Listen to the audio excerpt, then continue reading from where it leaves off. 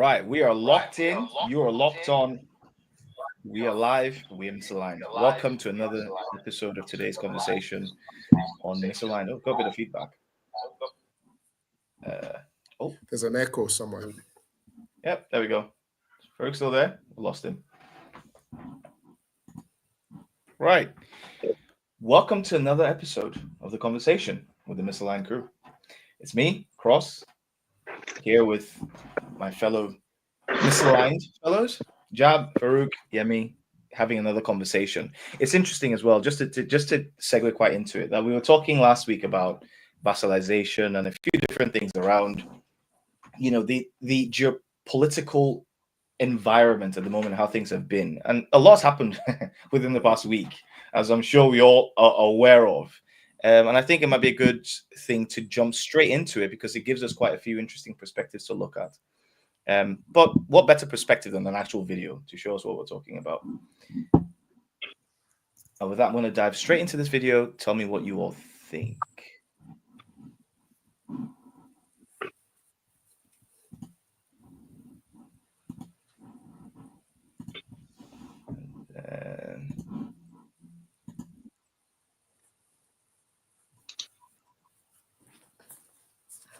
Until we signed ceasefire. All of them told me that he will never go. We signed him with gas contract. Yes, but after that, he broken this ceasefire. What kind of diplomacy, JD, you are speaking about? I'm talking about the kind of diplomacy that's going to end the destruction of your country. Yes, but if you Mr. President. Now, for context, just before we dive into the rest of this video, for context, this is a conversation between President Zelenskyy of Ukraine and Donald Trump. And, the general idea around this is there's been a bit of a conflict without going into too much detail, within Europe between Russia and Ukraine for a number of reasons, which I'm sure we have a few different opinions on, whether on the panel or whether if you're watching, you might have your own opinions around that. But the idea is it's fundamentally there's a bit of a war. And Russia calls it slightly differently in terms of it being some kind of military incursion, but that's what's happening. So this conversation is them in the White House trying to come up with some sort of resolution to the situation and come up with a plan to end this war. Mr. President, with respect, I think it's disrespectful for you to come to the Oval Office and try to litigate this in front of the American media. Let's start from the beginning. Sure. First of all, during the war, everybody has problems. Even you, but you have nice ocean and don't feel now, but you will feel it in the future. Don't tell us what we're going to feel. We're trying to solve a problem. Don't tell us what we're going to feel. I'm not telling you. Because I'm you're in no answering on position this to question. dictate that. That's Remember exactly what this. you're doing. You're in no position to dictate what we're going to feel. Or, You're not Mr. in a good Brown, position. I was You don't saying have the cards right now. With us, you start having not playing cards. cards. Right now, you don't. I'm Yeah, very you're serious, playing cards. Mr. President. You're I'm playing very cards. serious. You're I'm gambling the with the president lives and of what? millions of people. You think You're gambling with World War III. You're gambling with World War III. And what you're doing is very disrespectful to the country, this country. You think that if you will speak very loudly about the war, He's not speaking loudly. He's not speaking loudly. Your country's in big trouble.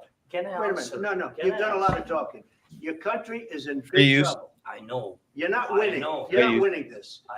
You have a damn good chance of we are coming out staying, okay because of Mr. us. President, we are staying in our country, staying strong from the very beginning of the war. We've been alone, and we are thankful. I said thanks You haven't in been this alone. cabinet, You and haven't not been only alone. in this We cabinet. gave you, through I this said stupid thank- president, $350 billion. You We voted gave for you your military president. equipment, You and you voted men for your are brave, president. but they had to use our military. What about West? If you didn't have You our invited military me. equipment, You invited if me you to didn't speak. have our military equipment, this war would have been over in 2 weeks. In 3 okay? days, I heard it from Putin. In 3 days, this is something Maybe new. less. In 2 weeks, of course, yes. It's going to be a very hard thing to do business like this. I tell you. First thing I'd say is, shout out to Washington Post, who owns the copyright to that video, and thank them for allowing us to use that as part of the fair use piece. But as we can see, it's a very interesting dynamic that's played out in the past week, in the past couple of days, even. That it's quite interesting because these sorts of things have never happened. They've generally tended to be something that's happened behind closed doors. The leaders could have those kind of conversations, but it's not even rare it just doesn't happen that a president or any ruler of any country sits down and then they have these sorts of confrontation. I guess it's worth throwing this open to the panel to see what we all think about this high level. Just what's really happening, what's going on, what do we think about, what are the political, strategic, and the general economic angles that we can kind of see from what's happened through this engagement? Any thoughts? Well, I'll go first. So, I mean, this in some way carries on very nicely from our conversation last week about vassalization of Europe. And there in front of us is a very good example. Ukraine has been politically captured actually by America since about 2014. It's part of the reason where we are where we are. And there's so many layers to these things. Now, this conversation that we have witnessed, I guarantee that this is if they can speak to a European leader in front of camera in the whole world, just imagine what they do with African leaders. There's no question in my mind that this is what happens when African leaders take themselves or are invited to, Washington, Brussels, London, and such places. I reckon that what happens is they give them some breakfast or, posh lunch or something, and they put the paper in front of them and they say, sign here. And then they take them out for some photo op and off they go. So what you're seeing there is what has been happening over this, decades for people in our part of the world. So that's how international diplomacy works. So this is actually, in my view, I think that all he's had is verbal lashing, as it were. It doesn't make it right, but I'm saying that is a reality of international diplomacy. This is what happens, and this is what happens when you become a vassal. So this war, we have to put it in proper context. It's not a Ukrainian versus Russian war. This is actually an American war, proxy war against Russia. However, the theater is Ukraine, because it's American funds, it's American intelligence, it's American weapons, American sanctions. So Ukraine is just basically just providing the theater and providing obviously the cannon fodders. So this is the consequence of vassalization that we spoke about last week. He's no control, and he cannot decide when this war ends. If America decides that the war ends today, well, then the war ends today, because this war will not have dragged on beyond, like they were talking about, maybe a couple of weeks or a couple of months, if America had not been fighting. And so people who watch this program and say, or watch what has been happening over the last 2 or 3 years and say, actually, this is Russia attacking Ukraine unprovoked. Well, this is to me, this is clear evidence that this is a proxy war. It's not a war between Russia and Ukraine. This is America's war. So I'll let others speak. Yes, but the point to make, go on.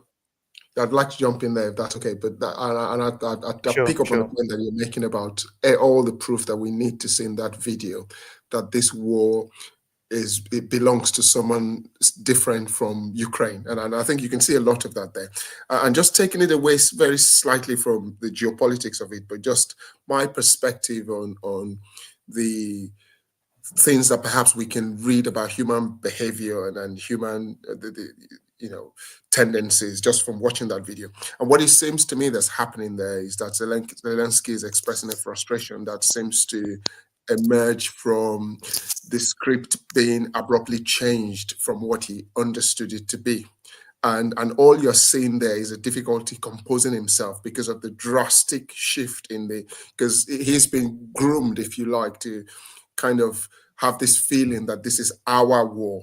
We are all in this together, and it's Russia against all of us. And for once, someone's saying to his face, and not just someone, the biggest bankroller of the whole thing is saying to his face, hang on a minute, we reserve the right to decide when we want to be in and when we want to be out and how we want to do that. And I think that's the reaction from Zelensky that you're seeing there, which in some sense is uncourteous actually, because you have to say, and this is not me supporting Trump, he has his own way of doing things. But what you're also saying is that you're being hosted by someone, right, who effectively pays the bills for you. And there's a degree of courtesy that you expect, but it's hard when the rug's literally been pulled out of from your feet in such a staggering manner. And yes, it's hard to see how Zelensky recovers from this. But that's my perspective. I think it's probably a good idea. Before Farouk comes in, let me just quickly. Before Farouk comes in, let me just quickly follow on from that. You see, when we talk about this vassalization and who is in charge, the saying, "He who pays the piper dictates the tune." Now, obviously, you haven't played the full film, but I did watch this encounter. One of the things that comes to mind is so this is how power works, and this is how interest in politics. People say that there are no permanent friends, there are no permanent enemies. It's always about interest, right? And there are layers of lies there, because first of all, they say, "Oh, you provoked this war. You started this war, and this war should have ended," right? This is what Trump has said to Zelensky. But that's not true. That is not true, because in this same video as well, he says, "I provided you with the javelin and the weapons, and Obama provided you with sheets," right? So America provoked Russia into this war. The thinking is that if we do that, we know that Ukraine joining NATO is a red line for Russia. But if we provoke Russia to attack, we will then have the excuse to put all of these sanctions on Russia. And if we do that, we are going to destroy Russia. We will bring about a color revolution, get rid of Putin, either assassinate him or whatever, balkanize the country, divide it up, and then our corporations will come and do what they always do, which is that they take over the whole government, take over the whole country, all the resources, mine it, suck the money out of the country. That was the plan, but it didn't go according to plan. So now we're in a situation where they are now saying, actually, we've changed our mind now for whatever reason. We are not longer going ahead with this plan. And poor Zelensky, like you're saying, has been given the impression that actually this is your war. We're fighting for freedom. We're fighting for your sovereignty and all that.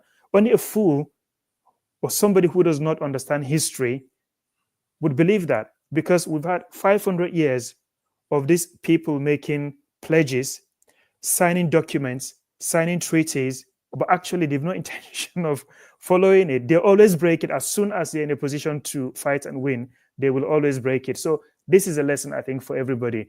Do not let yourselves be vassals. Sovereignty is really very important. Sorry, just to manage jump your in own there affair. before, Be careful who you. Yes. I suspect Farouk or Cross might be wanting to speak next, but one of our listeners, Udo Chisholm, has just asked, "Is it still America's war with the new administration?" I'm just wondering if whoever's speaking next. I can try to speak to that. Yeah. So what we saw in that clip of Zelensky in the Oval Office is a reaction on a very personal level to a complete upending of the understanding and arrangements of the last decade in Ukraine. Trump is less than 2 months in the job, and he's come in and upended everything. And what we see is reaction from Zelensky, reaction from the Europeans, and the only one that seems to have a long-term view to Trump and to the landscape appears to be China. So I'll speak to China in a bit, but I don't want to repeat what Jabs and Yemi had said. So all of a sudden, Trump has come in. He's saying we want out. We want to talk to Russians. We are not inviting the Europeans. Ukraine, take it or leave it. And I think what we saw in public would have been the outpouring of private conversations where there was no agreement, where Ukraine was unable to get through to to Trump and members of his administration, essentially to continue to bankroll what has become the bloodiest, or one of the bloodiest wars in Europe since World War II. Tens of thousands dead, hundreds of thousands injured, and millions displaced. So unprecedented in diplomacy, unprecedented in the Oval Office. But Trump has turned things 360 degrees. We want out. And as Ijabla said, that is evidence that it was always America's war. The people invited to the table is also evidence that it was always America's war. They are meeting in Riyadh, they are meeting in Istanbul. It's Americans and Russians are having a conversation. We've made this argument over the years, and we've been thought of as fringe ideas, conspiracy theorists. Now the American administration is flat earther you are. Yes. Now the American administration is Absolutely, yes. is saying you provoked Russia, you caused it. I mean, with all due respect to Ukrainians who have put up what I consider a fierce and honorable resistance to an invasion of their country. By no means this is to discount their sufferings. By no means I want to come across as if I wasn't recognizing that at some level they are defenders, they are a resistance, and they are fighting for their lands and their homes. That is true. It can also be true at the same time that this is a provoked war, that bigger players had interest. There was political state capture, and then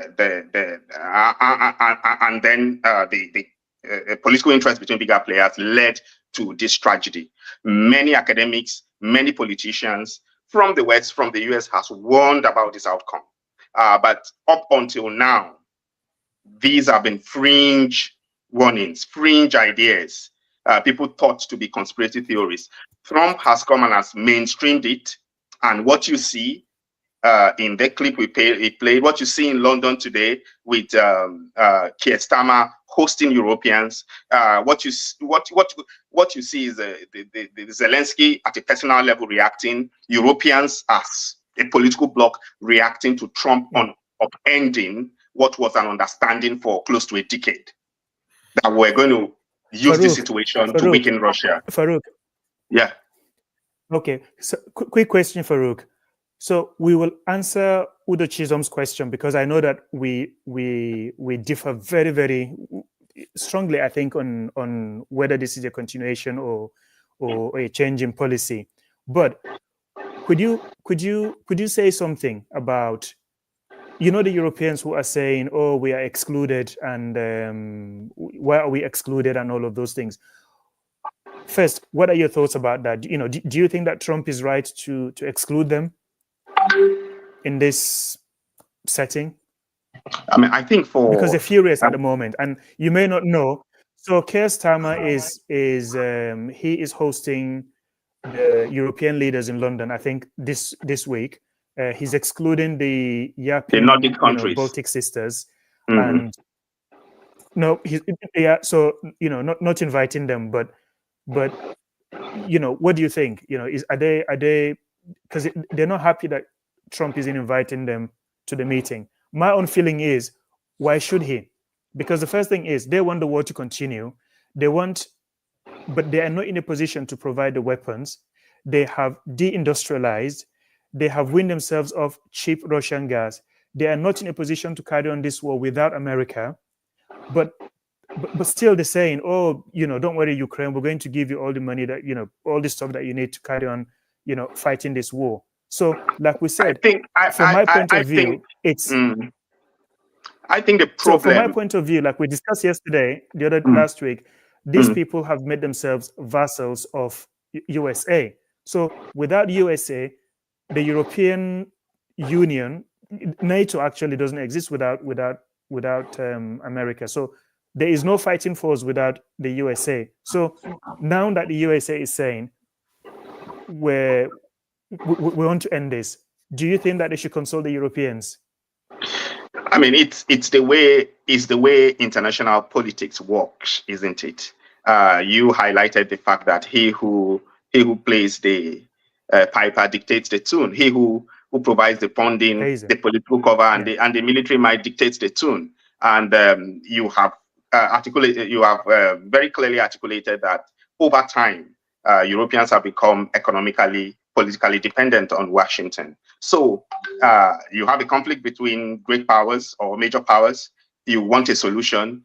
Trump is very, very transactional, and he's looking clearly across the table and saying, who can I make a deal with to effect real change? It has to be the Russians, because they are the only ones with cards, if you would say. And I guess it is what it is. Famously, Biden's foreign secretary, what's his name? Blinken, famously said in international politics, if you are not at the table, you are the menu. And that's what we are seeing. Europeans, Ukrainians are on the menu. And those at the table right now is Russia and the USA. It's just playing out as the wild, wild west. Can I throw something in as well? I mean, because I'm going to answer Udo's question and then throw a few points and then segue into the next section at the same time. So in terms of the question itself, is this still America's war with the new administration? I imagine with the new administration taking power, I think every war in the world for at least the past 60 years has been America's war. America has been a world power since the world exhausted itself during World War II. America waited, the opportunity came in, used the Marshall Plan. We discussed this a bit of this last week, last episode. If anyone wants to go back and have a look, to create that advantage for itself. So America chooses the wars that benefit it in what way that it benefits it. So to your point as well, Farouk, they just pointed out, right now it is in Trump's interest, which is different from America. I think it's a very important thing to point out because we had this conversation again last week about, in my view, the difference between people and countries, or in institutions.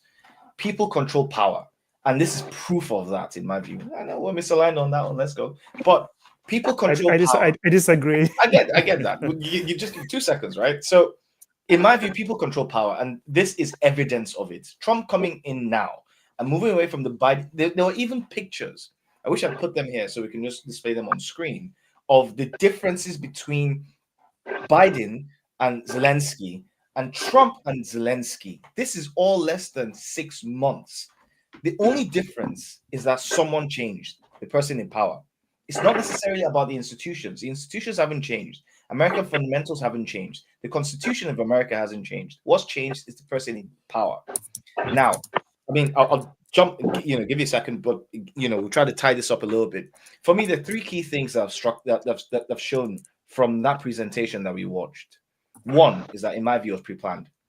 This was a very clear case of, you could see it even in the way the vice president jumped in, the things that he was saying, the conversations that were had, even Trump's own admission at it about him letting it play out this long so the American people could see what was going on. There was that level of a pre-planned event that they wanted people to see. Now, whether or not they used that reporter to do it or whether JD Vance was in on it, I don't care. It doesn't matter. But it was very clear that this was set up to show the second point that I have, which is a public presentation. The idea was to show people it wasn't just about it just being pre-planned on its own. There was that piece about making sure that this was public. It was a public spectacle, public presentation, in my view, around this, to show what they wanted to show. And what is it that they wanted to show? A power play. America is America. America, and if you see and you look through quite a few of the people within the conservative wing, this is something that's quite interestingly unique to America, where everyone is so proud to be American. They're proud to be American. They walk around and they go around American, American, American. But one of the biggest things I've seen from the conservative wing of America over the past 6 to 8 months, particularly during the whole election ritual that they were doing, was really about showing that America is America and it's all powerful. Nothing can happen across the world without America. WHO, useless without America. UN, useless without America. NATO, useless without America. The idea that America is the backbone of everything is pervasive across the entire American culture. And I think that was an important message. These 3 things were quite important there. It was pre-planned. There was a power play around that, and there was a public presentation that was required. Those key things were established and set up across this space. I know you've got something to put into this, but maybe you could just put down slight back burner just so we can jump, because we've already started touching into the next sphere. Yeah, go on. If I can just say very quickly that maybe if we can spare 1 or 2 minutes to talk about a point that's been raised by 2 of our listeners there. So Makoko said, I do not feel Zelensky is unaware that the country has been vassalized or the broad geopolitical interest in war. And I think perhaps if Ichabula might want to say something about that. But T. Jones has also said something similar, which is that Zelensky isn't a very smart vassal and he doesn't understand US politics. Trump was impeached because of him during his last tenure, and he was busy campaigning for the Democrats and so on. And I think the point that's being raised here, if I understand it correctly, is that Ukraine is aware that in some sense they're a vassal, right? And that there's more to this than that. Do you see what I'm saying? That I suspect what Makoko is saying, there's a way to be a vassal and there's a way not to be a vassal. I don't know if anyone would like to just... I think in the run-up to Zelensky's, I agree with the sentiments expressed in the comments. In the run-up to Zelensky's visit, Emmanuel Macron of France and Keir Starmer, our prime minister, were in the Oval Office. And they handled the situation very well. They handled Trump's TV apprentice persona very well. They handled the disagreements very well. The Europeans are very well aware, and many very top European officials have publicly acknowledged that Trump has upended things, and so they needed to come together and they needed to make a plan. But these 2 leaders went in the days before Zelensky visited, and they managed the situation very, very well. So I would agree that Zelensky is well aware of the shifting and changing, radically so, geopolitical landscape, but he allowed his emotions to take over him on the day. And like others have said, that doesn't make the way he was ambushed by the Trump administration right. But diplomatic courtesy, diplomatic etiquette, he could have handled it well. He reacted emotionally. J.D. Vance and Trump also equally put him in his place. So I agree he mishandled it. He is mishandling it. He has given an interview today where he's regretted how things escalated and reflected on how he might have done this better. I think it was an awful display of maturity and how to handle high-stake diplomacy. Keir Starmer did very well. Emmanuel Macron did very well. So let's use that as a good way to jump into the next piece then, and see, well, did what Trump do? Hang on. Did what Trump do end up being the right thing to do fundamentally? Let's look at what Zelensky thinks about that. Fair use, Fox News. So we're going to share a bit of that. So we're going to thank them in advance for what they've given us about the interview. But it's a very interesting one as well to look at. Sorry, this is the Guardian actually, and both of them to be fair. All right. I'm not hearing from you, Mr. President, a thought that you owe the president an apology. No, I respect the president and I respect American people. And if I don't know if I think that's very open and very honest, and I'm not sure that we did something bad. Can Ukraine win this war or hold off Russia without continued U.S. support? It will be difficult for us. That's why I'm. Just a bit of context. So this video happened after the engagement, as you can imagine, with Trump. He was already slated. Zelensky was already slated for a few different interviews, and this is one of the major ones, and this is one of the key ones that was held. Most of them are cancelled, following on from the Oval Office encounter. I'm here. That's why we speak about the future negotiations. It will be difficult without your support, but we can't lose. Are you regretting that happened today? Regretting. Yes, I think it was not good. I think it was not good. Do you think your relationship with Donald Trump, President Trump, after today, can be salvaged? Can be. Yes, of course, because it's relations more than two presidents. It's the historical relations, strong relations between our people. Thank you very much for the Thank time. you. Thank you so much.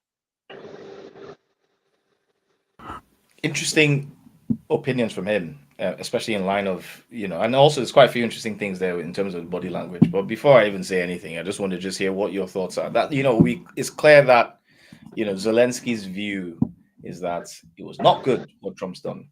But it'd be good to hear what we all think about this. Does anyone want to pick this up? So back to the earlier question about whether the Ukraine war is still America's war under Trump. The simple answer to that is yes, and that's why Trump is trying to end it on his own terms. That's why he's trying to negotiate with the who he sees as the major belligerent on the other side. For a ceasefire or a plan that we hold, the Europeans and Ukrainians have to at some point be on the table, because then otherwise it will not hold.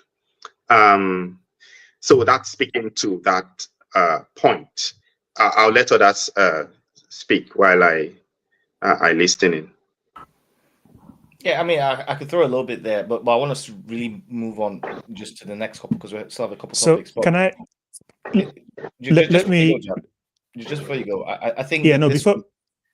Yeah, go on. No, I was going to say before we move on to that, I've got a lot to say actually about that subject. So, is it America's war? Yes, it is America's war. It's always been America's war. But why does America fight these wars? Why are these wars necessary? So, to answer that question, we have to go back to what's called the Monroe Doctrine. And the Monroe Doctrine is actually a doctrine that it's about 200, possibly maybe even 200 years old, I think. And it's a doctrine that says, so this was when there was big power play back in the days in the Western Hemisphere, by which I'm talking about North America, Central America, West America. As you know, when we had oh, come on, the guy who discovered the New World, Christopher Columbus. Okay, so he was Christopher Columbus. That's right. Yeah. So there was suddenly, when he made that trip, the Europeans suddenly started heading in that direction. And when I say Europeans, I'm talking about, the Spanish, the Portuguese. Initially, they were like the main forces. Later on, they were joined by France, Britain, the Netherlands, so Dutch, which is, so they basically took over all of those areas, and between them they were trading and selling these places, all of these lands between themselves and trading them. Anyway, so America became established there, and he basically just said, right, the Western Hemisphere, this place is our backyard. You guys stay out of the business of the Western Hemisphere. You've got the rest of the world, you can colonize them and do whatever it is. So that's the doctrine. And that's why America for a very long time feels, like it had the free hand to choose their leaders, topple leaders that it doesn't want, install the one that it wants, and all of those things. So, but during Bush's presidency, a chap called, I think it's Paul Wolfowitz, okay? So he adapted that doctrine. And this is now the doctrine that America has been pursuing. And this is really right across the rest of the world. So what they've done is that they've extended the Monroe Doctrine to the rest of the world. What are they looking for? They want full spectrum dominance. They want to be the sole hegemon. What that means is that whether it comes to technology, military power, economics, you name it, everything, America wants full spectrum dominance across the board, across the planet, basically. This is the policy that is driving all of these wars. And this is why they have 850 military bases around the world. And those are actually extending America. But we haven't got the time for this, but there are other tools that America uses to still maintain its economic and military power and all of those things, right? One of those obviously is the petrodollar. So what I'm saying is that America wants full spectrum dominance. This is the thing that is driving all of these wars. Yeah, Therefore, I'm sorry. it does not want. I'm sorry, Jab. I disagree. I fundamentally disagree let me with land. you Let me land. Okay. Just let me land. Let me land for a second. Okay. So it does not want peer competitors. And who are those peer? Everywhere it finds peer competitors, it wants to get rid of them. The biggest target that America is actually heading for, all this war in Ukraine and Russia, is actually the small thing. The main person that they want to fight, main country they want to fight, is actually China. China has, for many reasons, they perceive China to be an existential threat. Why? It's got a different economic system. Russia itself actually is a capitalist country. It's no longer a communist country. So actually, there's a lot of benefit to absorbing Russia into their sphere of influence, but they're not doing that. So anyway, China is communist. China there is no country that has matched the amount of progress that China has done in such a short space of time. It provides an alternative, and that alternative is something that they've tried to destroy everywhere they find it. With communist Cuba, with former USSR, they do not want an alternative because that will destroy the system that they've built over 500 years, which keeps them right at the top. So that's why China is an existential threat. China has risen without firing one single shot. It hasn't colonized any countries.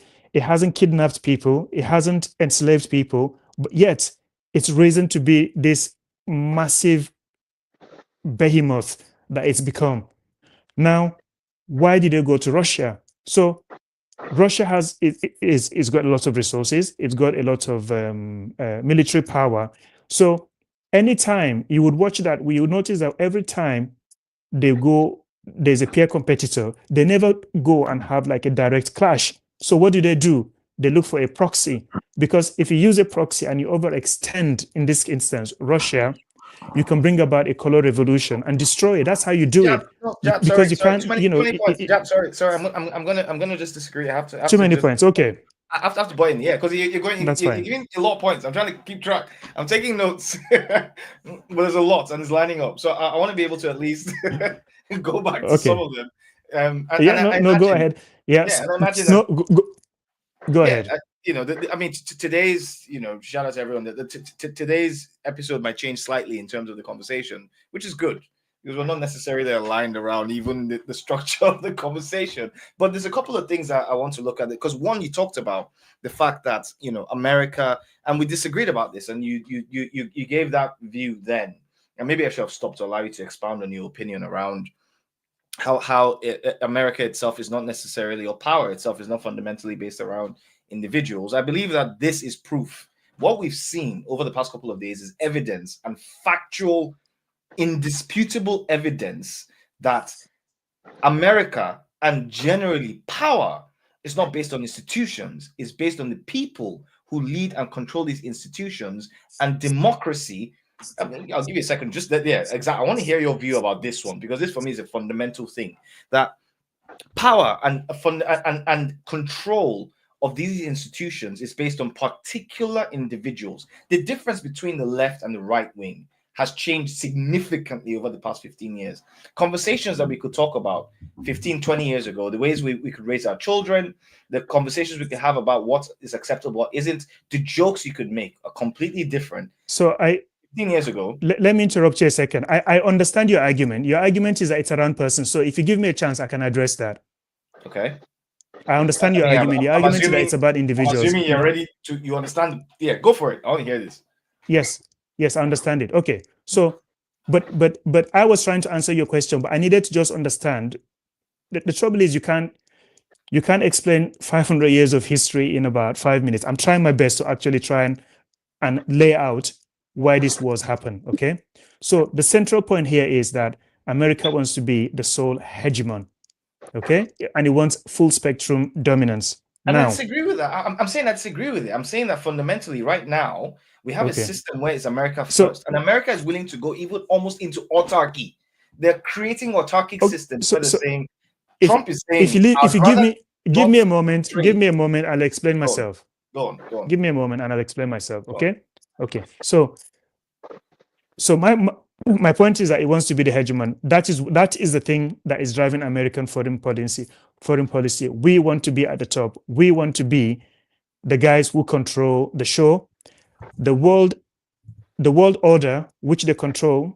And you would have heard a lot of times, they've stopped saying it now because they're adjusting to the reality. But you would have been hearing a lot about the rules-based order, right? So they are talking about a world order that they have crafted, and it's all about rules. And when they say rules-based order, they talk about what they mean by that is our rules, not international rules, but our rules, because the US is the biggest, by far, the biggest violator of international law, right? So when they say rules-based order, they're talking about our law. You do it our way, and you're okay. If you don't, we'll sort you out. So that's how it works. Now, to go back to your question, that is the Central American doctrine. How they do it may differ. Now, this is where the individual might be different, okay? So the differences that you see between, let's say, Obama and Biden and Bush and George Bush, okay? They are still working to the same objective, but how they do it is different. Yeah, but If you see where I'm coming who from. doesn't So work to still, that? still, Who doesn't no, work to that? Who in this world doesn't work to that exact same thing? Whether you're in a professional career, whether you're creating a business, whether you're working. No. But we're talking about countries here. I think we all work. No, you're talking. We're best. talking about. Okay, let me land. Sorry, Farouk. I know you're itching to come in, but let me land. So my argument is that Farouk disagrees, and he will explain why. Is that there is actually continuity of agenda between Trump, Biden before him, Trump before that, and Obama. So where this is all going, if you look at the people that he's put in his cabinet at the moment, all of them are actually China hawks, because that is the real fight. The real fight is with them. And who was the president who said we're going to now pivot to China? That was Obama. Okay, so this is where this is going. I think that in their thinking, what they're saying now is that, right, this war in Ukraine, we are not going to win it unless we put American troops there, or unless we go fighting. And obviously, for Russia, that's an existential threat. That is going to lead to MAD, which is mutually assured destruction with bombs. So I think my thinking is, what they're thinking at the moment is, right, let's end this war. Let's cozy up to Russia. Let's see if we can separate Russia from China. Because Brzezinski, he wrote a book called The Chessboard. I would recommend it for everybody. If there's any one lesson that I want you guys to take from this meeting today, go find that book. It's called The Grand Chessboard and read it. And he said, the biggest existential threat to America is the grand alliance between China, Russia, and Iran. And that has already happened. Okay? So they're trying to separate these countries so that they can then go and face China. Personally, I don't think that is going to be successful. I think that at the end of the day, what's happening here is that I think that in the short term, maybe Trump might prevail, but I think in the long run, he's accelerating the death. The empire basically is folding up. So I think Trump is going to accelerate that. So I'm going to stop here so that others can speak. But I'm really sorry I've taken so long. I thought it was important to lay this out. Cross, you've got 2 clips of Marco Rubio speaking I was about to jump into Trump administration's intentions. Could you play them before I follow it up with my thoughts, please? Just about to jump into that. So I was about to say, that we've been talking a little bit just to give context, so it's not just disjointed to anyone who's watching. Obviously, we've talked a little bit about the high-level views about what's happening, what's going on, the history around this stuff, whether Trump was right or wasn't. And then, we had a slight interesting segue into a little bit around whether or not what's the history around this. Is this something that's endemic in the system and how that works? But what are the future implications? And I think this is a very important one. We touched on that already a little bit, but I think this will give a bit of context around some of these views. So let me just dive into this. I'll go through both of them during the same at the same time, and then we can discuss that later on.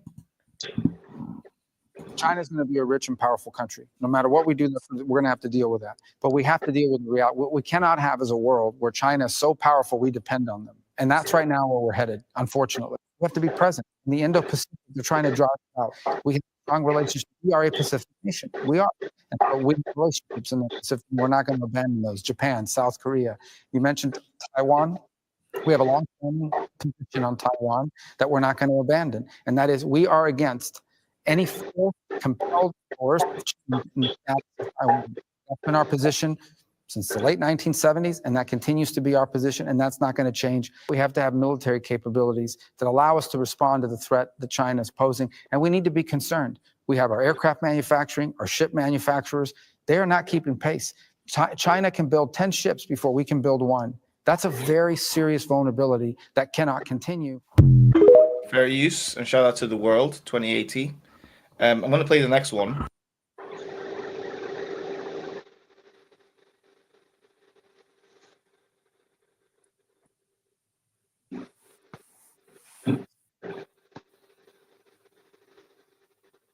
It's not normal for the world to simply have a unipolar power. That was an anomaly. It was the product of the end of the Cold War.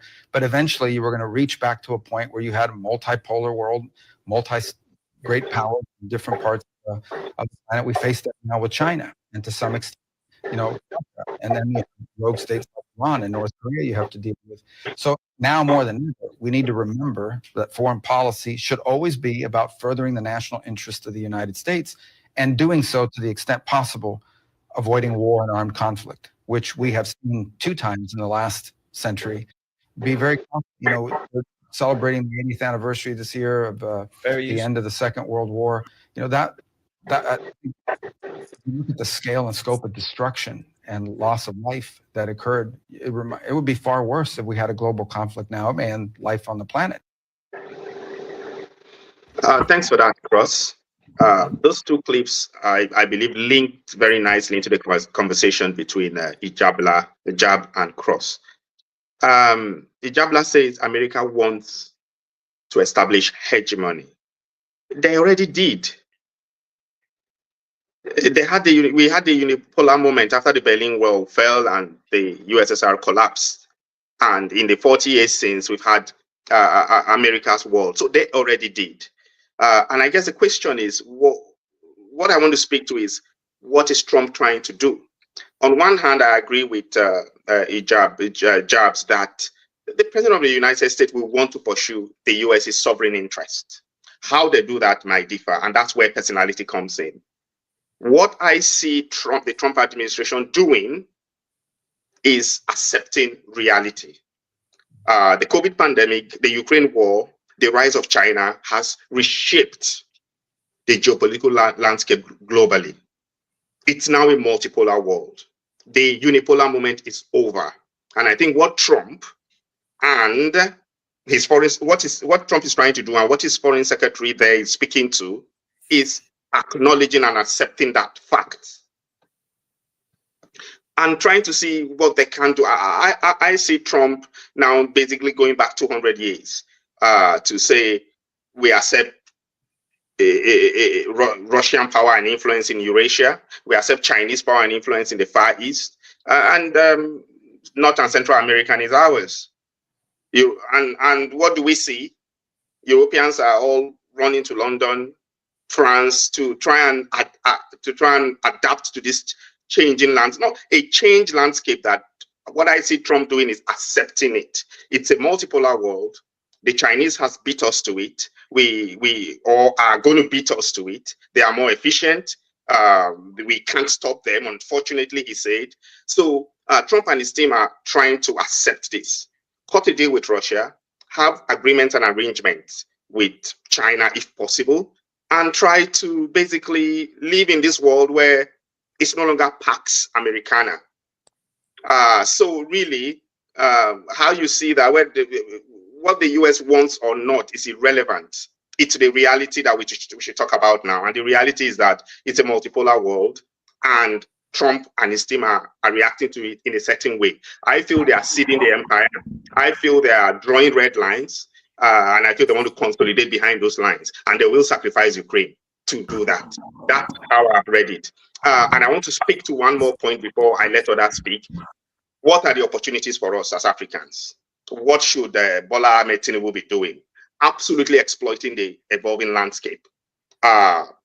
Speaking to everyone, trading with everyone, cutting deals with everyone, because now, as a people, we have alternatives for technology transfer, alternative markets, or alternative source of capital, and we must absolutely exploit the opportunity coming up to us and stay away from their conflict and try and maintain our sovereignty as much as we can. I think I'd agree with that last point that you've kind of highlighted, Farouk. And I think the only way an alternative becomes useful is that you maintain all alternatives. So if you go to a marketplace and there used to be one old wicked trader who monopolized everything, and then you've got a couple of alternatives, but you then ostracize the old one. What you have now is another no alternative, right? Do you see what I mean? The only benefit of an alternative is that you can play them against each other, okay? Absolutely. And again, this might be a sort of theoretical concept, but that's how I understand alternatives, that you need the old alternative as well for it to be alternatives. Because if all you've got is the new alternative, before long, you're going to be boxed into a corner again. This is how human relationships evolve. You know, if you don't have alternatives, you're back to square one.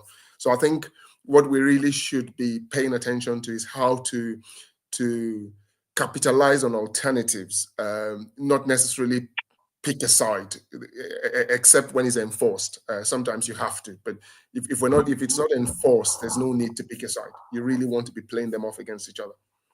Which is what people do all the time anyway. I mean, if you look at some basic dynamics around relationships, for example, maybe not even relationships, jobs. Let me just use jobs, because that's a lot easier to relate to. When you have a job, you're far more attractive to an employer than when you're unemployed. You know what I mean? Yeah.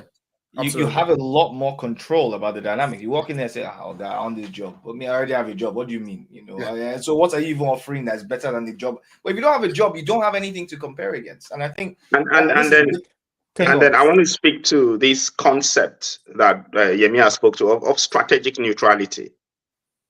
When we talk about the political capture of Ukraine, when we talk about how they've been used as a proxy, it is a failure to assert that strategic neutrality that leads to these kind of situations.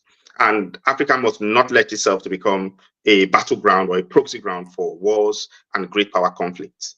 And to that extent, I must commend our old and current leaders who are committed to that sense of non-aligned posture. Even when it was a dual polar world, we should exploit that strategic neutrality now to the best of our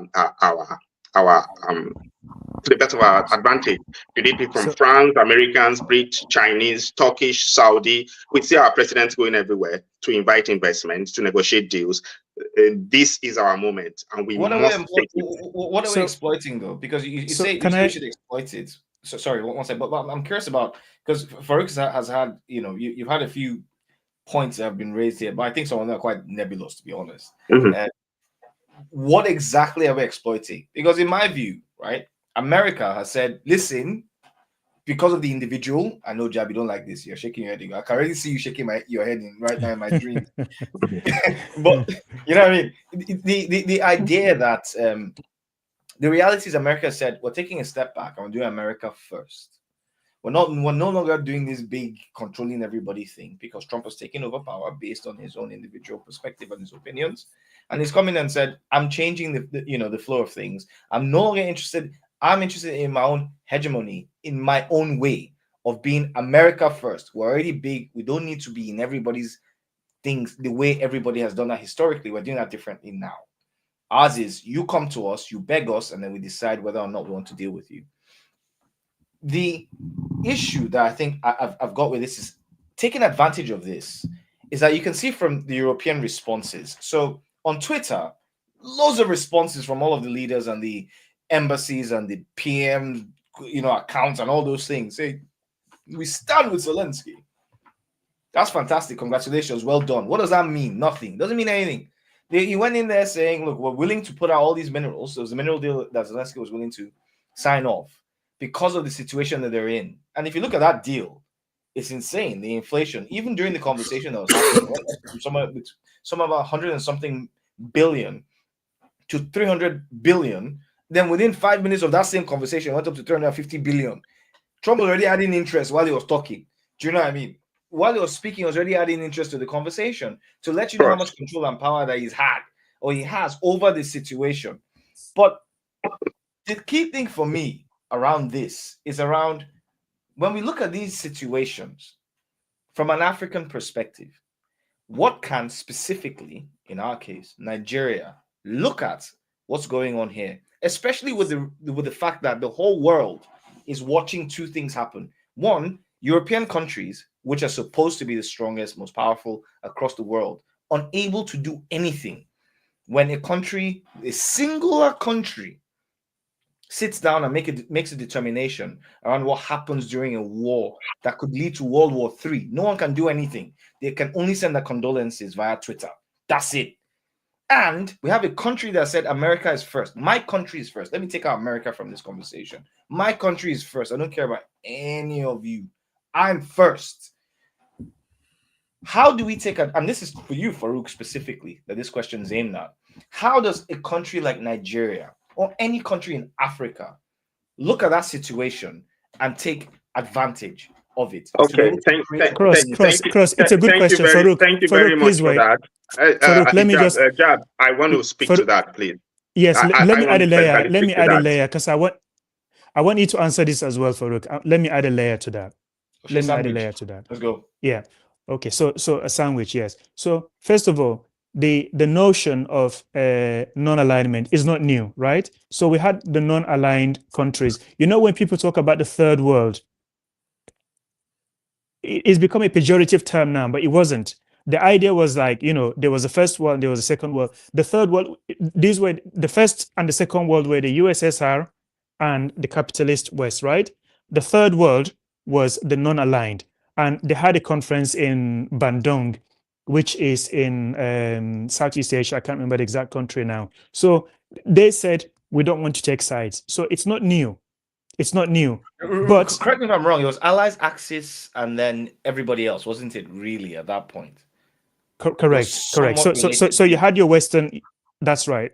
So you had your USSR, and the communist wing. You had the capitalist wing, and then most of the world then came at this conference and said we are non-aligned. We don't want your wars. We just want to do business with people. But obviously, as America does, that whole setup was undermined. So to go back to Cross's question, and this is where I want you now, Farouk, to try and see if you can eat this sandwich for us, because I'm going to put a layer there. What I'm going to say is that so the point about lesson, why do we learn history? The reason we learn history is so that we can, first of all, recognize pattern. That way, you can make a prediction about how things are going to appear. Because what's the best predictor of how somebody might behave in the future? It's how they've behaved in the past, right? So that's what we study history, and also so that you can learn from the mistake that people have done. So I've just told you we've had the non-aligned movement. So it's not enough to say we're not taking sides. How should we do it? Where I'm going with this is this. Nigeria, because you need two things. Cross has made a really excellent point, which is one country, which is the US. Then you've got the EU with a population of 450 million people, with a GDP of 20 million people, 20 trillion, right? Yet one country, the US, says to them, this is what we're doing, just put your stamp there. I don't want to hear nothing from you. And we're going to have this meeting, you're excluded from it. Why is that? So I propose there are two things that we need in Africa. We need economic power, because why is Sorry, China? we're running out of time. We need to keep this brief so that we can touch on the. Sure. We are Sure. 1 minute, Okay, 1 hour. sure. Right. Sure. Okay. So we need economic power, because economics brings you power and leverage. The second thing is you need the military might to defend what you've got. So Farouk, you can go on now and answer that question. How are you going to play these two people? Well, Enjoy the sandwich. yeah, I'll give it a go to the best of my ability. So, one of the key points I want to touch on, Cross, is American money, American technology, American investment, and indeed the investment of any foreign power is not benign. Okay. Sorry. Okay. Just it's try not to keep it benign brief as well, Farouk. Just a note there yeah. very quick. So these investments are not benign. So when you say they are taking it away, let's step back from it and understand why it matters that we are now in a world where we have alternatives. And when we talk about alternatives, we talk about real powerful alternatives, like China, for example. I'd give you, so when these investments come, Cross, when these investments come, they come with onerous ties and conditions that strips you of sovereignty, strips you of minerals. Essentially what they are presenting to Ukraine today. Sign off your minerals for this deal. That's what has always been on the table, and it's come from one source. So we don't have the economic might or the military might to challenge this in any way. So speaking from a position of weakness, where we are, realism, geopolitics is about realism. Where we are now, our first, next best alternative is just that there is somebody else that's going to offer this capital, that's going to offer this money, that is going to transfer this technology. Yeah, but how's this changed? And then what has changed? Let's explain what has changed. What has changed is that we are now in a multipolar world where, at least from that position of weakness, you can look at two documents. Interest rates. I'm not saying interest. I see a smaller market. Let me get there. Let me get there. Right. So you're looking at two alternatives. Interest rates, how do they differ? Ideology, how do these people behave? What has this bloc done when their interests are threatened? Orange revolutions, assassinations, coup. What has this other bloc done? What does that do with the opportunities available to us is the question. That's my key question. Yeah, my point in effect is that the fact that there is that choice now for the first time in centuries. Because you lost the biggest one. That's the thing. The biggest one that said, I'm stepping out of you people's problem. America first. I'm not doing all my shaking your hand and being very nice. We've stepped out. America said, I'm stepping away from being your benefactor across multiple different places. And they're removing foreign aid and they're removing all these things. And they're saying, look, I'm not involved in any of this stuff anymore. Now we have less.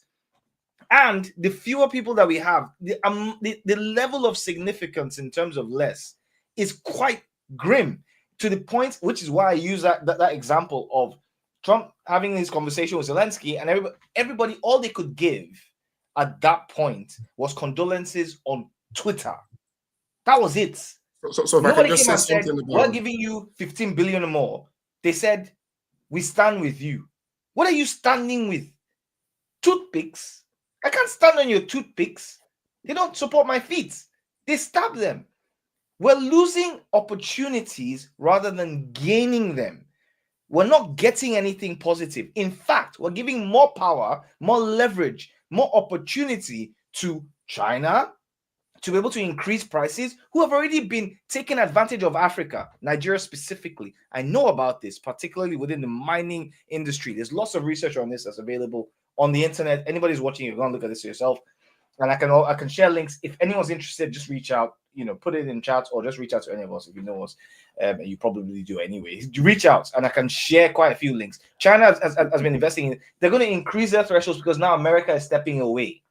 I see this as a threat rather than an opportunity So for Africa or Nigeria. if I can just make a comment about that, and I think one of the things that Jab pointed out is that one of the ways to predict, one of the best ways to predict what someone might do today is what they've done in the past, and there's no debate against that. That's correct, but it's not foolproof. It's not foolproof because people's behaviors also, we know that it changes on the basis of what's happening. So the way someone might behave when there's no alternative, the way a market vendor might behave when there's no alternative will be different from the way they will behave when there's an alternative. And Farouk has spoken to that already. That's partly what you're seeing Trump adapting to now. Okay, so the US will not necessarily behave exactly how they've behaved in the face of relatively no competition with very strong competition. Their behavior will change. It's likely to change. It will change. It will have to. It has changed, I will argue. It will change. So MAGA, we are not putting money in WHO. It's changing. It's an adaptation it will change. to a changed landscape. Is to be sensitive to those changes and think about how it will work for us. I'm not sure I know, I can make a firm prediction of how this pans out. But what I can say is that something will change and America's behavior will change. And Cross, I think you misunderstand me by saying that multipolarity and the availability of alternatives comes with opportunities. I am not saying there are no risks. And I'm certainly not suggesting that we should replace the West in the way we have replaced China. Yemi said that the idea of alternative only exists when there are alternatives. Correct. Yeah. So my proposition and my argument is not that Africa and Nigeria should turn to China. Essentially, what we will be doing if we do that is replacing the West with China. And as Yemi has just said, the landscape affects how people behave. Yeah. And in my knowledge of history, what has kept the peace the most is a balance of power. And everyone needs to maintain that balance. And Africa needs to become first economically viable, then militarily viable, to be able to then project and protect its interests. For now, we must exploit the opportunities that multipolarity presents us. Yeah, could I just make? Yeah, so I'm aware of the time, but I think that this has been a really important conversation. If you don't mind, could I just quickly give me 2 minutes or so to just summarize my thoughts, final thoughts? Yeah.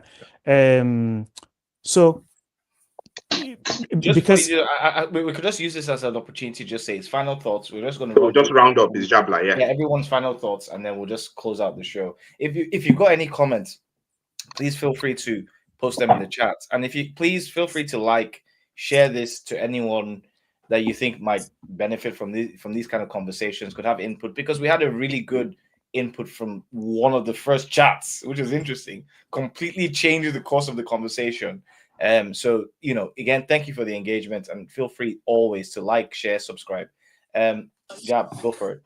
Okay. So the idea that Trump is going to end. So the videos that Farouk shared, the last ones about Mark Rubio, who is the Secretary of State for America. So the thing that I have observed, and this is, to me, I think it's solid as fact, is that the West has a habit of speaking from both ends of the mouth, from both sides of the mouth. And you have to look at what they actually do, not just what they say. So, 2 instances.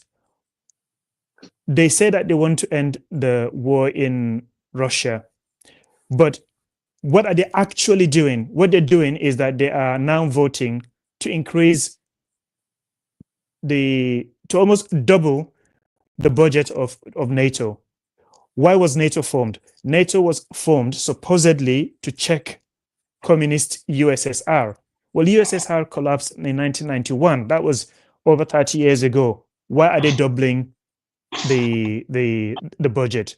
Okay, so this is what I'm saying. There is continuity of agenda. Forget what they're saying.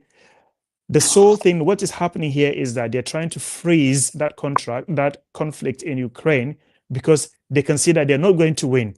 That's going to buy them some more time. Once they rearm, they can fight this war again in another day. That is what I think is going to happen. The second is, let's go back to Mark Rubio again, talking about how China has now surpassed them in shipbuilding and all of those things, and they have to recognize that. First thing first, why is China a threat? Because last time I checked, China is not in the Gulf of Mexico or Gulf of America now, as they call it, right? There are no Chinese ships or naval blockade going there, or there. So it's America. There's a so it's America basically surrounding China, but China is not a threat to it. The second thing is, he said about Taiwan. Well, what he didn't say in that video is that America recognizes Taiwan as a part of China, right? When Trump came into power, you can find this in their official documents.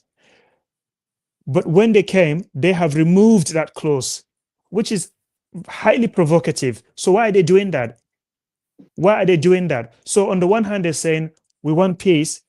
On the other hand, their actions say something contrary. What I'm trying to say is this: let us be shrewd as foxes.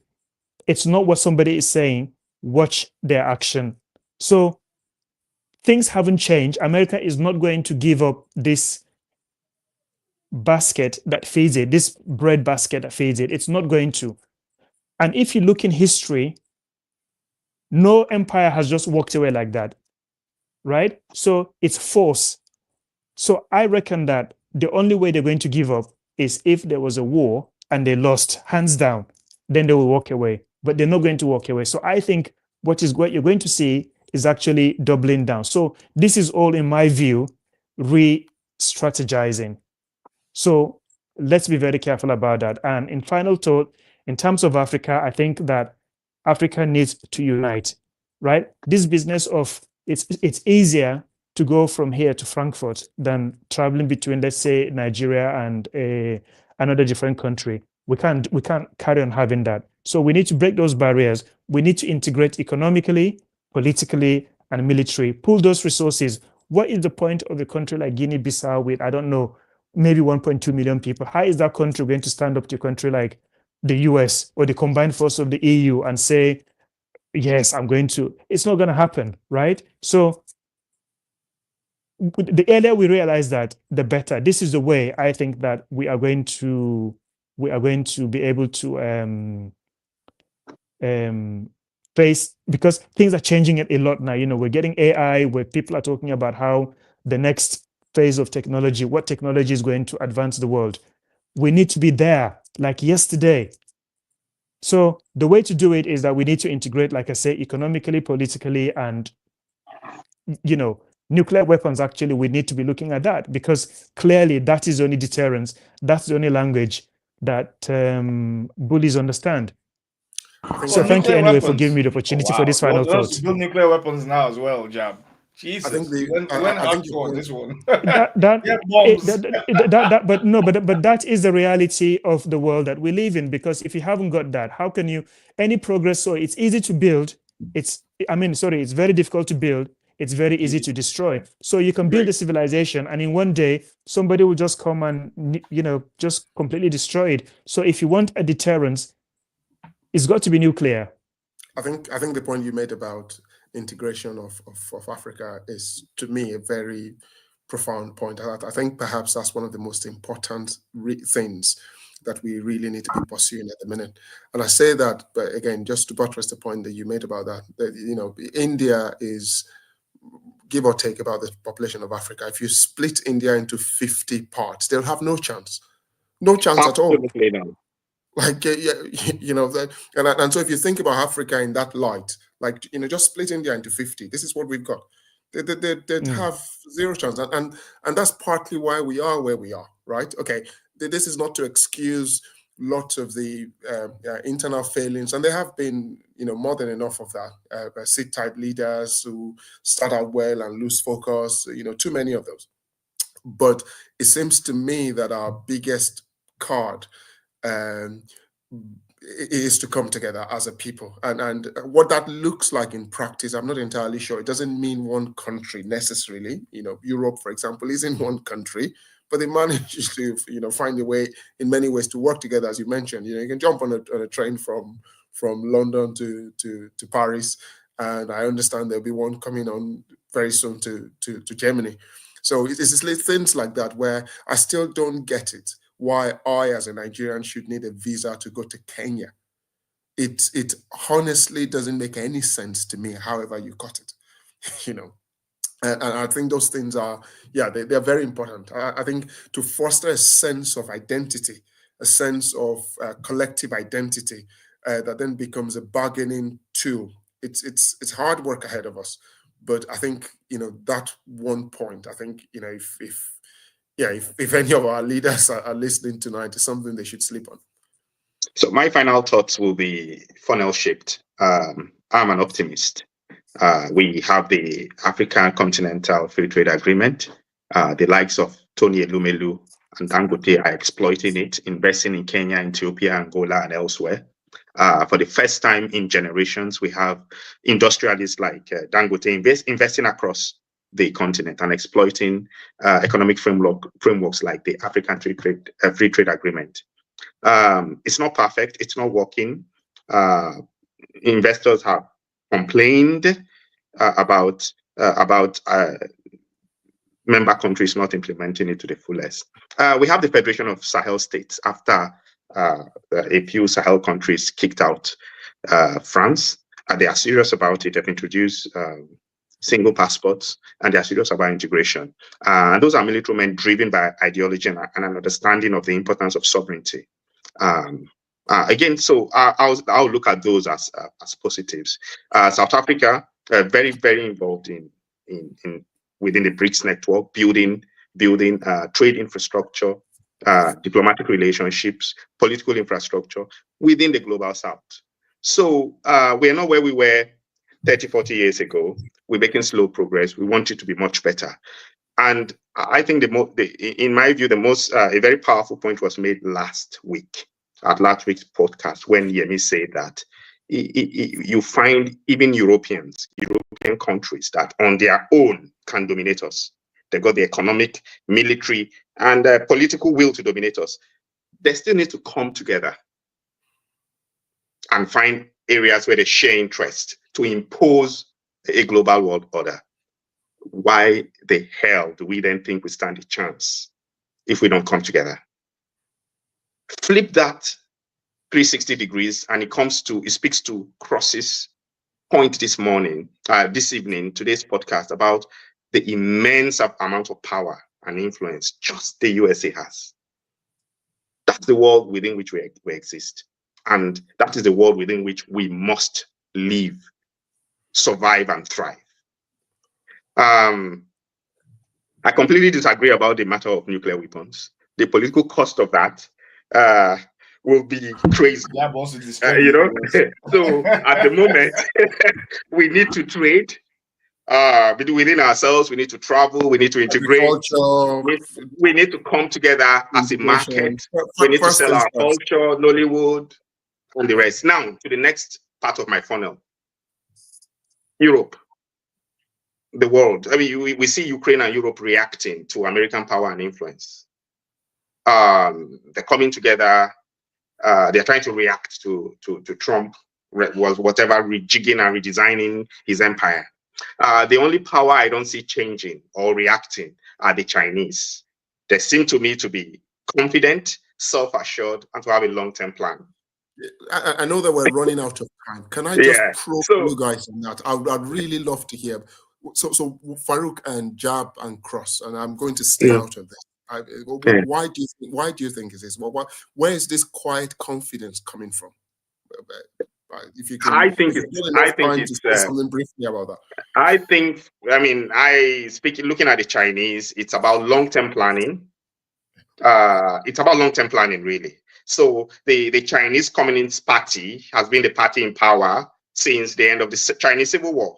In that time, they moved from wholly communists. They've gone through the Cultural Revolution. They've then opened up to bits and bobs of capitalism, and they've competed and won. I think success brings assurance. Success brings confidence.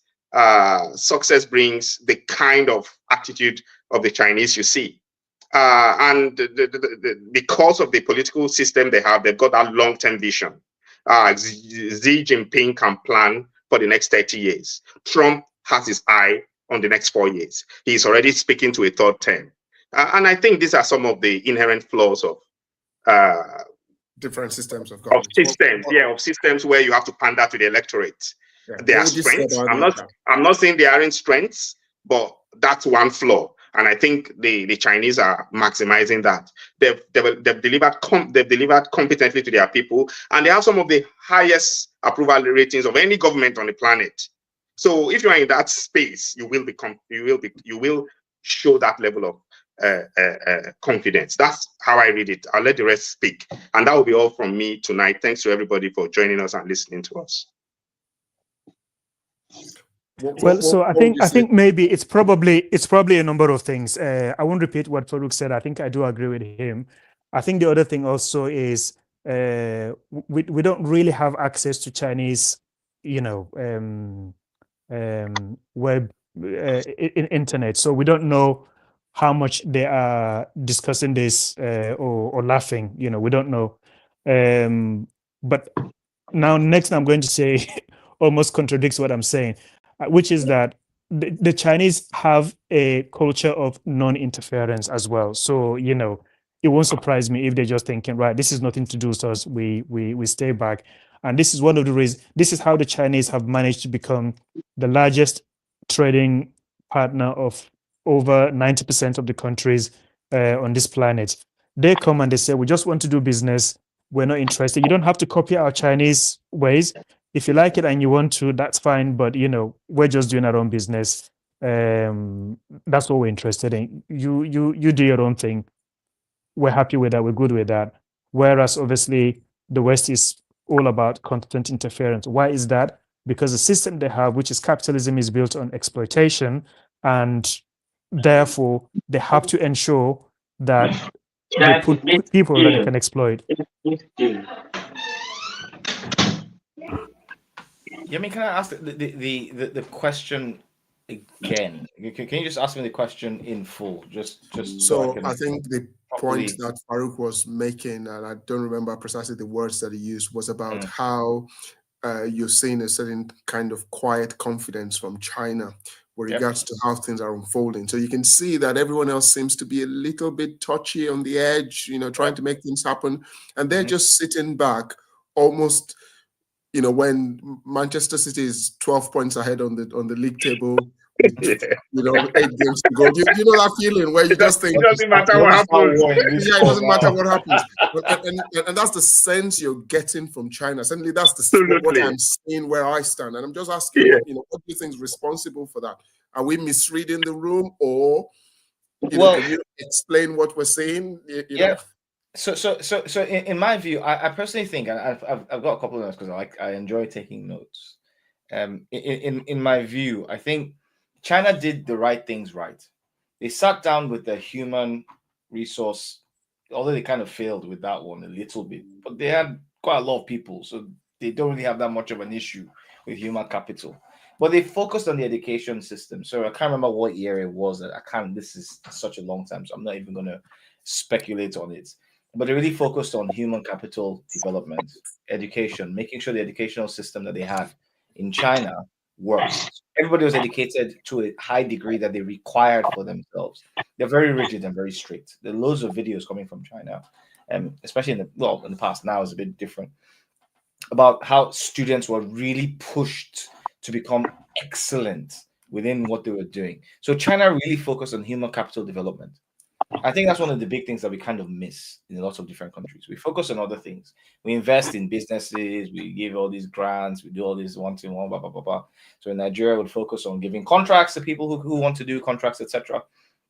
But we miss the fundamentals around how you need to make sure your people who are coming after you are going to be intelligent, educated, and equipped to be able to handle the things that need to be done in the future. China invested 30 years in advance. That's the first thing that China did right. The second thing was that they set up the policies and the politics around what they needed to be able to do. They've been able to retain policies within. So IP, particularly within China, they've got very interesting. And you know this, Jab, because I know right now you're probably a Chinese communist spy. I'm kidding. I'm not serious. You know a lot about what's going on in China. And one of the things that they really focused on was on retaining IP with investments, either through partnerships or whether through some of the things that vehicles within IDVs, etc., to ensure that you can't just come into China and just invest and just exploit it. You're going to drop some of your IP, which has led to some of the most tightly competitive markets when it comes to things within cell phone productions, chip productions, systems. It doesn't matter. Anything that has to do with technology, China has controlled IP on it to the degree they've been able to replicate most of it and make it better.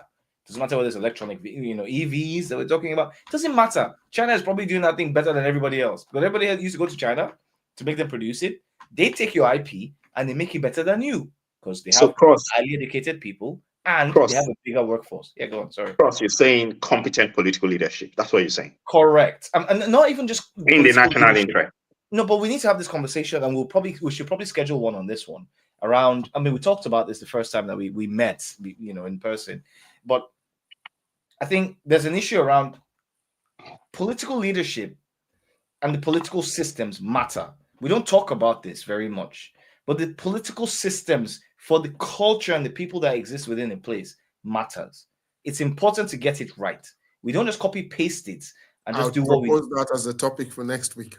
We can do this for next week. Let's have it. I'm down for this. Yeah. Because we are now on 26 minutes now. All we right. can talk about systems. I'll just sign off with my own summary then, and then we can talk about this next week. And we talked about 3 topics today. So I'll just sign up for everybody else who's watching, who's listening. We talked about 3 things. The first thing was just the Trump-Zelensky conversation and the view, and initial thoughts and opinions about that. My view is quite simple, really. That in my view, the world is run by institutions. Jab is shaking his head already. I know you're going to shake your head. I know I can see you shaking your head in the future. Don't worry, I'm a witch. I can do some witchcraft and wizardry. But the world is run by institutions, but the reality is it's controlled by individuals. That's my opinion. And these individuals can change. And the change of those people can really... We live in a global dictatorship.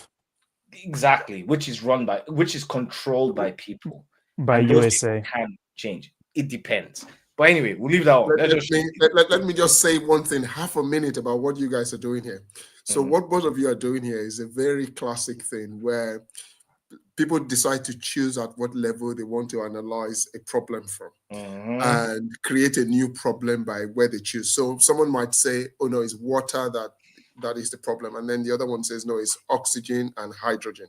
Yeah. Okay. So and these are 2 levels of analysis of the same thing, right? So, yes. But you don't get oxygen and hydrogen, you don't get water, right? But water. So, in a sense, you're saying the same thing. No, we're not. He's saying that it's gold, and I'm saying no, it's oxygen and water, and he's saying this is gold and it's solid and it's a different chemical composition. We'll get to that. I'm sure we have loads of episodes. So I think I do think that we should look at this later. No, it's a really important conversation because I think that why is it important? Because China is the exception. Obviously, there are other exceptions, but because they're within US sphere of influence, they have been suppressed, sanctioned to the point where they can't, move around. So, for instance, Cuba. But I think it really is very important that we talk about China, and I'm going to put it out there.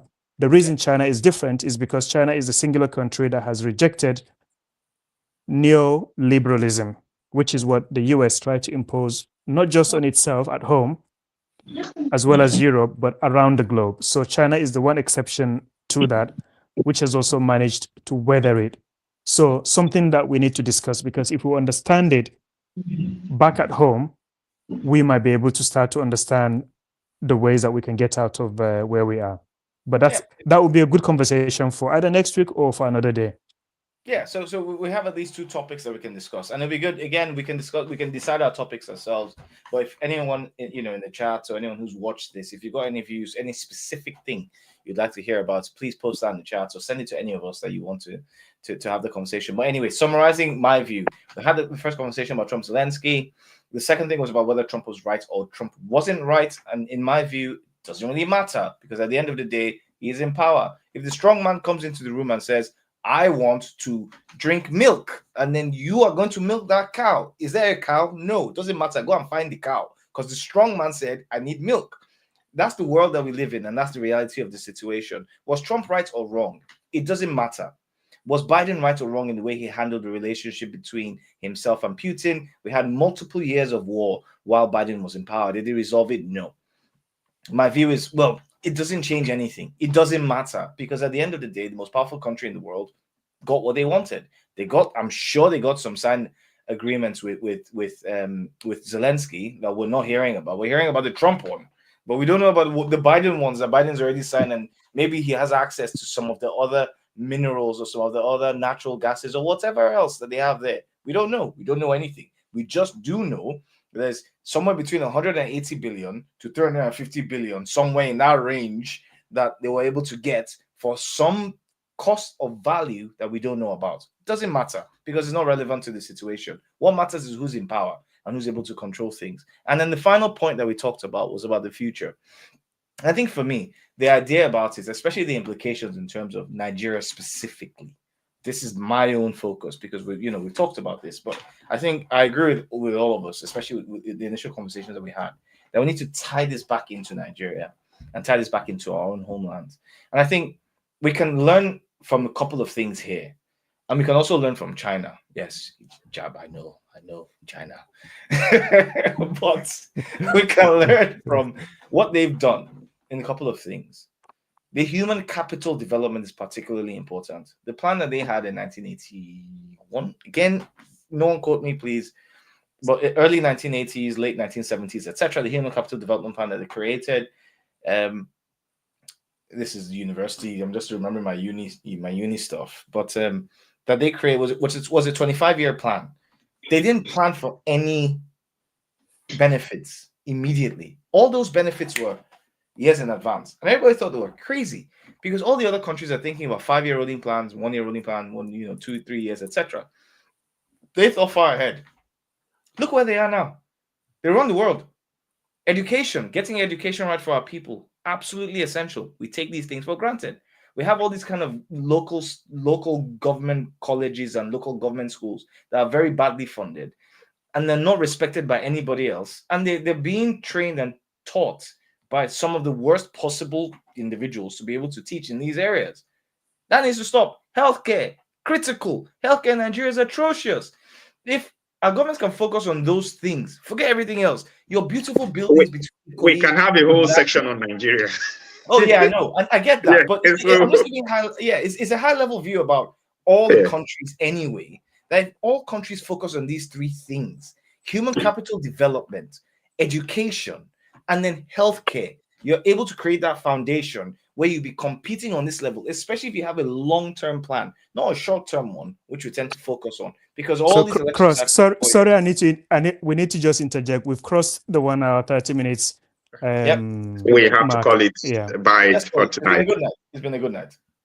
But yeah, thank you everybody. It's been a good conversation. We've enjoyed all of this stuff. I've totally enjoyed it. Bet you have. I bet everybody else that's been listening has had a good time. But thank you all for joining. Jab, Yemi, Farouk, Cross, signing off. Thank you. Thank you, everybody. Thank you.